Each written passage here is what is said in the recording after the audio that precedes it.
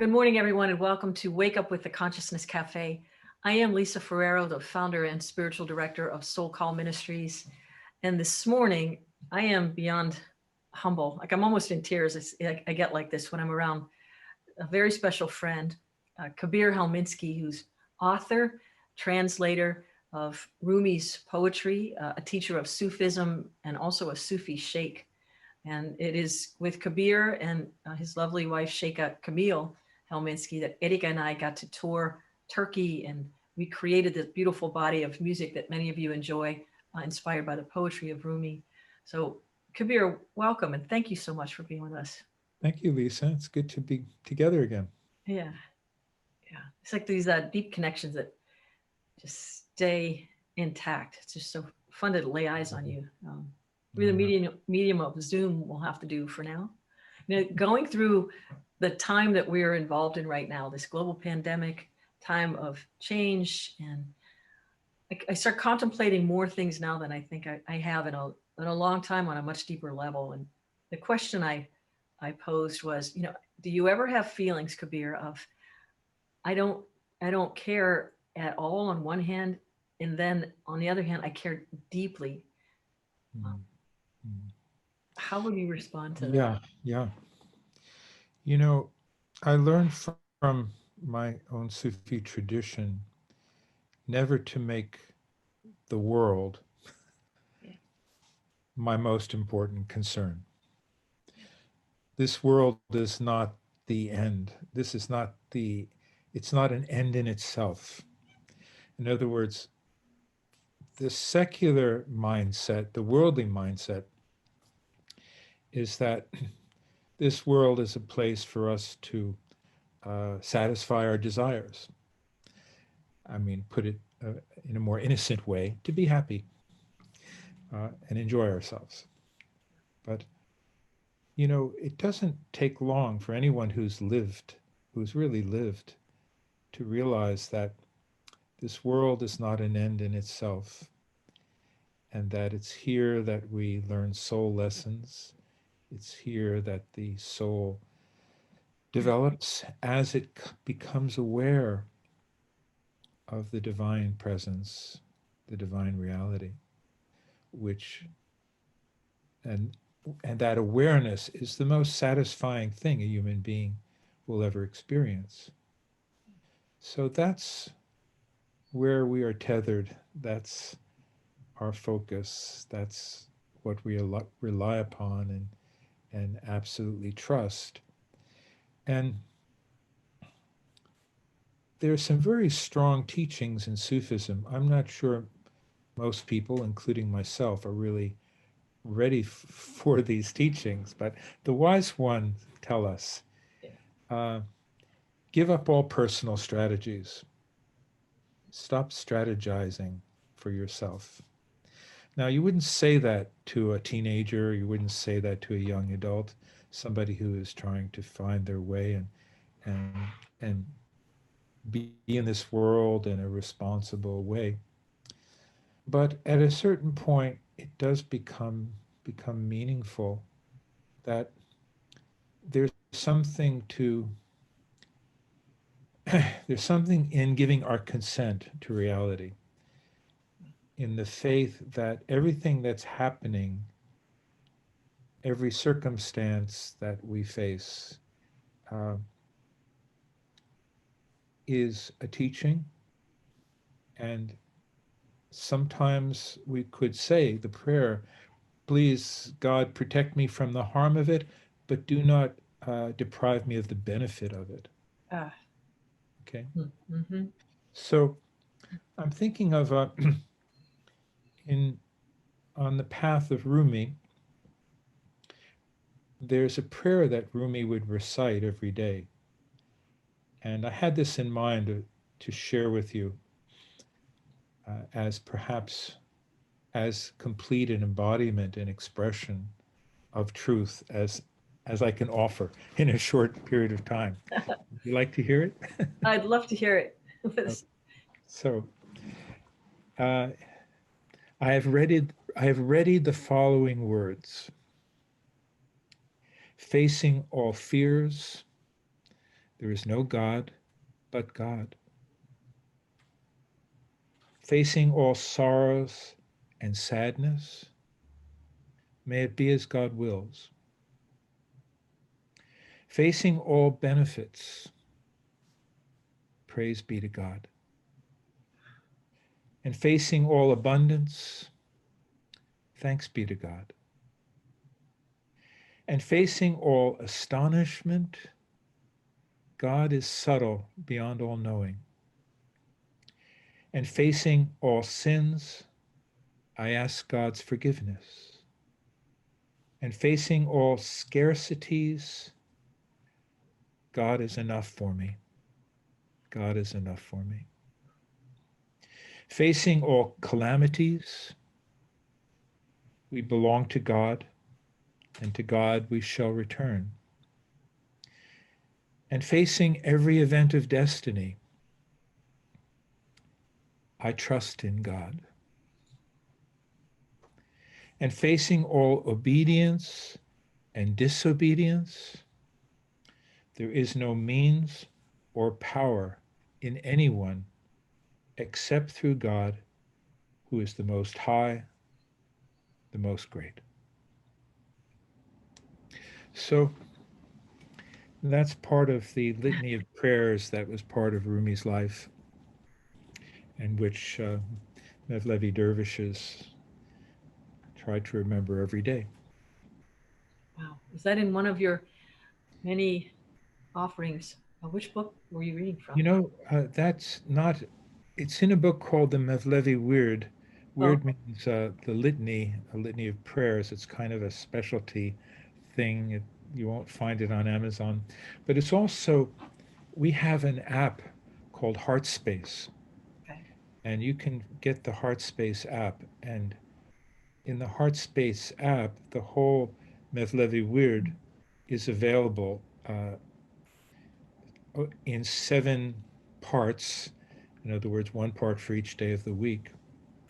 So that little bit is there in what amounts to something like a, a more than 2-hour recitation, which is both in Arabic by our friend Mahmoud and in English by Camille. Oh, So beautiful. that's on the Heartspace app. And also on the Heartspace app are, I think, 720 selections from Rumi. Wow.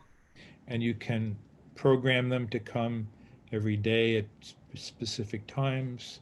Beautiful. And there are also selections, sayings of Prophet Muhammad Some of and the Are some of the surahs in there? The um, I yes, remember. and there's a selection of surahs. Okay. I Yeah, had the stack. I have a daily weird. I remember. Yeah, we've got. Okay, so that's so wonderful. The Heart Space app. heart space, Wow. one word, heart space. Uh, you can find it in the App Store, Excellent. both platforms. That's fantastic. I didn't know about the Heart Space app. I Yeah, love to know that.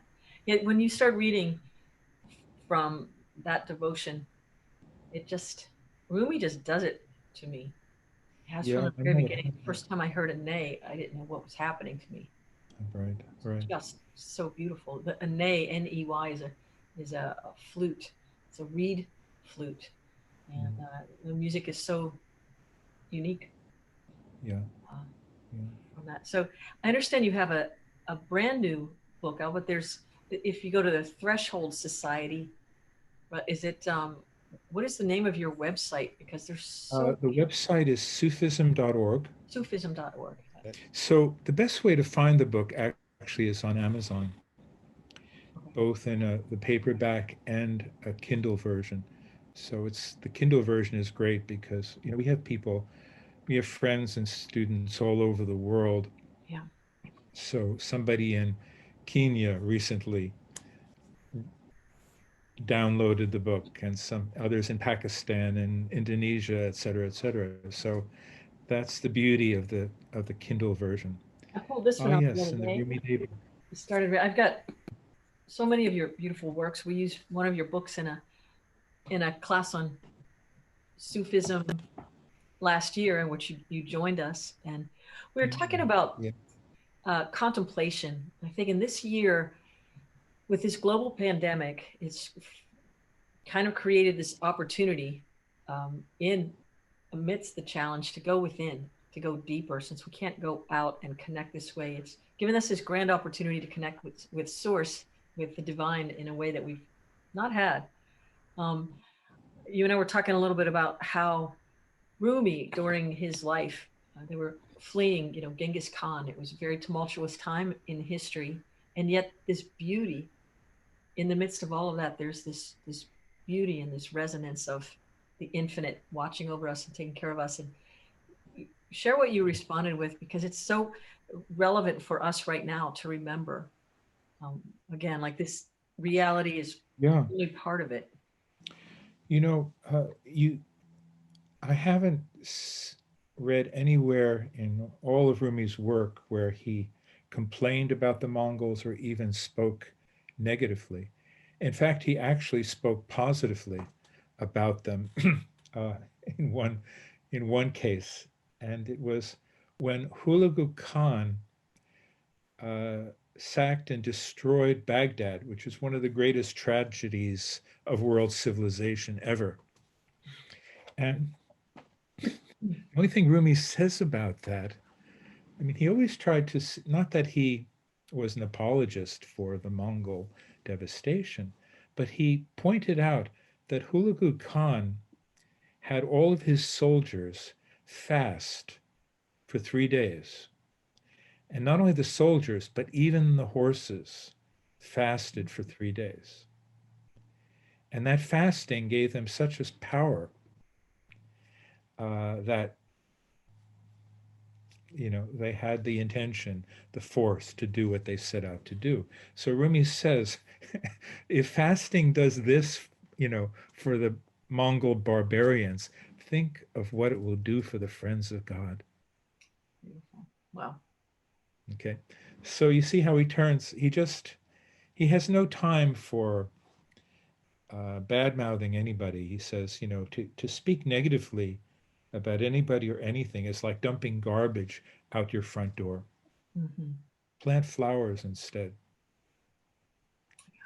And now that doesn't mean that, I mean, he also, in his writing, he can satirize certain human behaviors. He can critique certain human weaknesses very eloquently. And that serves a teaching purpose.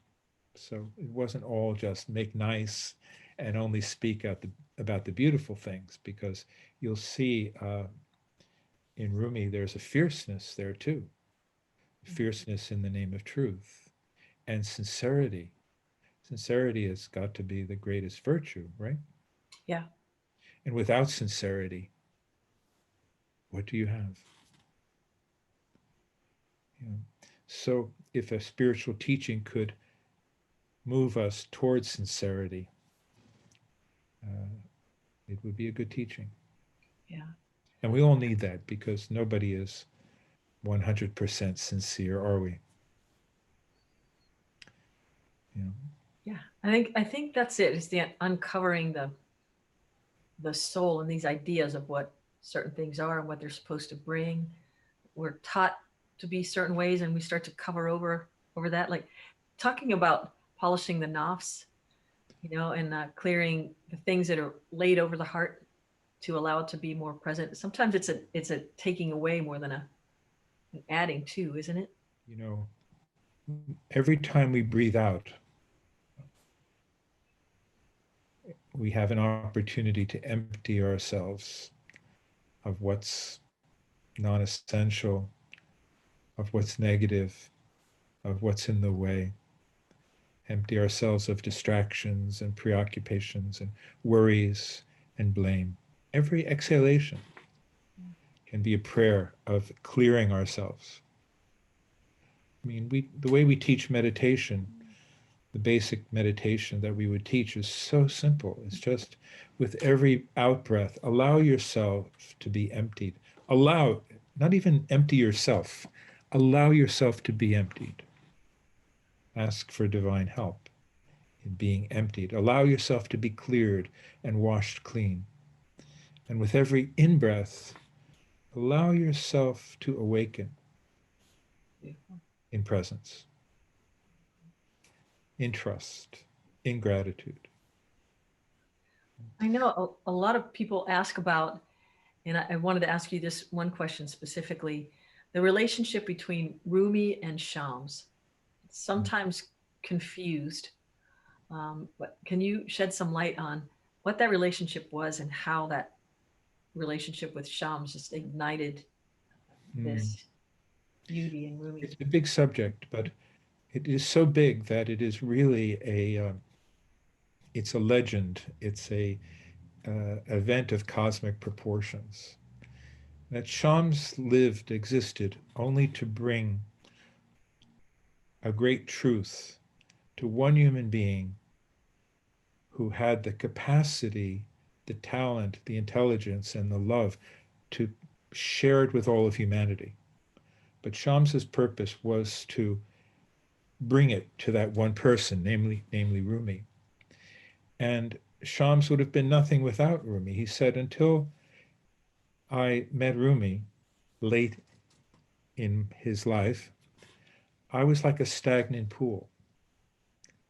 But Rumi got me flowing again. Mm. So Rumi was a messenger like Melchizedek, who brought an enlightenment to the prophet Abraham, in a way, who started the whole Abrahamic tradition. It was Melchizedek, which translates as the king of righteousness, another mysterious figure. Yeah. We don't know. We have no history of Much about Melchizedek. him. But Yeah. he came, he had that gift for one person. So a lot more could be said about this, but they were, yes, profoundly, uh, they experienced a love in a mirroring process with each other. Mhm.